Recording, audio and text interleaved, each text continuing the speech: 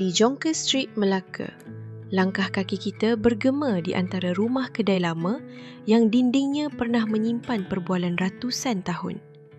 Di Georgetown pula, angin dari laut membawa bau sos ikan, serbuk kari dan bunga tanjung dari halaman rumah tradisi peranakan. Di tempat-tempat ini, sejarah bernafas. Di sinilah lahir satu komuniti yang tidak memilih menjadi Cina, tidak memilih menjadi Melayu, tetapi menjadi sesuatu yang hanya wujud di Nusantara. Mereka dipanggil Baba dan Nyonya. Ada yang menganggap mereka sekadar Cina yang berbahasa Melayu. Ada juga yang mengatakan mereka Melayu yang peka budaya Cina. Tetapi kebenarannya lebih indah dari itu. Baba Nyonya bukan dicipta oleh satu kisah, bukan dibentuk oleh satu tokoh seperti Hang Lipo. Mereka lahir daripada ratusan pertemuan kecil, pernikahan, perkampungan dan hati manusia yang memilih untuk hidup di antara dua dunia. Dan kerana itu, kisah mereka bukan sekadar kisah budaya, tetapi kisah jiwa. Bayangkan Melaka pada abad ke-15. Segala bangsa datang dan pergi.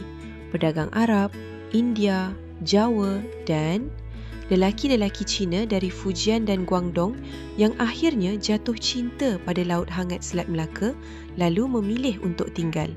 Mereka berkahwin dengan wanita tempatan, Melayu, Jawa, Bugis, kadang-kadang Champa. Anak mereka membesar di antara dua bahasa, dua dapur, dua budaya. Di luar rumah, mereka membantu ayah di kedai, bercakap Hokkien dan Mandarin yang sudah diubah suai oleh angin Nusantara. Tetapi di dalam rumah, mereka mendengar ibu menyanyi dengan melodi Melayu, mengajar adab, mengajar resam, mengajar siapa mereka. Inilah titik lahirnya peranakan Melaka. Bukan Cina yang terasing, bukan Melayu yang lupanya separuh, tetapi anak selat, anak pertemuan, anak perkahwinan, anak harmoni. Dan sejak hari itu, identiti ini tidak pernah sama lagi. Kalau mahu mencari roh Baba Nyonya, jangan cari pada manuskrip lama. Pergilah ke dapur mereka. Di situlah periuk tanah bertemu kuali besi. Di situlah Melaka gula merah bertemu kicap pekat Fujian. Di situlah kunyit, serai, lengkuas dan belacan berdiri sebaris dengan cuka Cina, bawang putih dan minyak bijan. Ayam pongteh bukan sekadar lauk, ia adalah dialog antara dua dunia. Laksa Nyonya bukan sekadar makanan, ia adalah sejarah yang boleh dirasa dengan lidah. Dan bahasa Baba, bahasa itu seperti sungai yang mengalir lembut. Ia lahir dari struktur Melayu tetapi digerakkan oleh ritma Hokkien dan sesekali diselangi perkataan Inggeris dari sekolah British. Ia bukan bahasa ibu, ia bahasa rumah. Bahasa yang hanya difahami jika kita tumbuh di antara dua budaya. Bahasa ini kini semakin perlahan, tetapi masih ada, berdenyut perlahan seperti degup jantung terakhir sebuah generasi tua. Apabila British menguasai negeri-negeri Selat, Melaka, Penang dan Singapura bersatu sebagai nadi perdagangan Asia Tenggara.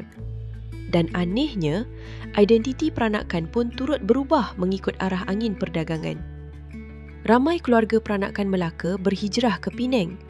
Di sana, mereka disambut oleh pengaruh baru, Siam, Burma, pedagang Eropah dan ratusan imigran Cina Hokkien.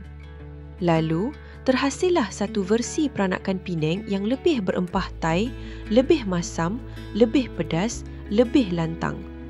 Bahasa mereka lebih dekat kepada Hokkien Penang. Masakan mereka lebih segar, lebih wangi dengan daun limau purut dan asam gelugur. Dan rumah-rumah mereka lebih terinspirasi seni bina Anglo-Cina. Akar mereka sama, tapi batang dan cabangnya berkembang mengikut tanah di mana mereka berpijak. Di Melaka, mereka lembut, halus dan penuh nostalgia. Di Penang, mereka berani, urban dan penuh semangat Selat. Dua dunia, tapi satu jiwa.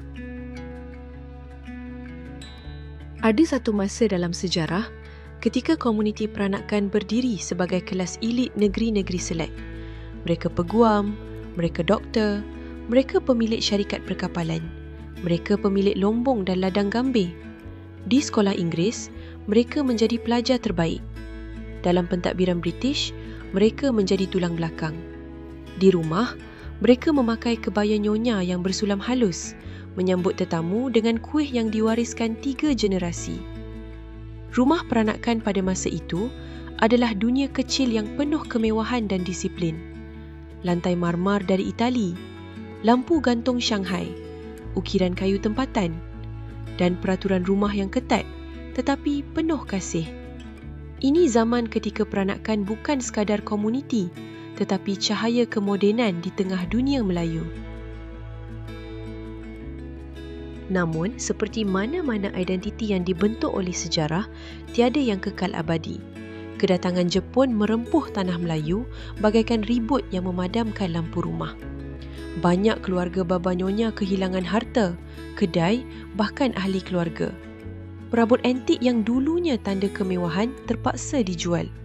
Kebaya sulam halus yang dulunya lambang martabat ditinggalkan bergantung di almari tanpa sentuhan.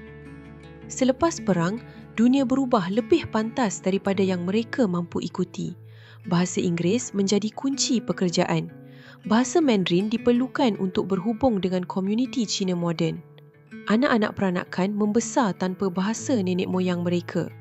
Dan rumah-rumah warisan dijual sedikit demi sedikit kerana generasi baharu tidak mampu memeliharanya. Budaya itu tidak hilang kerana benci. Ia hilang kerana dunia terus bergerak dan hati manusia mencari arah yang memberi peluang hidup. Hari ini, di Melaka dan Penang, budaya baba nyonya lahir semula. Bukan sebagai cara hidup, tetapi sebagai bunga warisan. Kita lihat kebaya nyonya dipakai semula oleh generasi muda.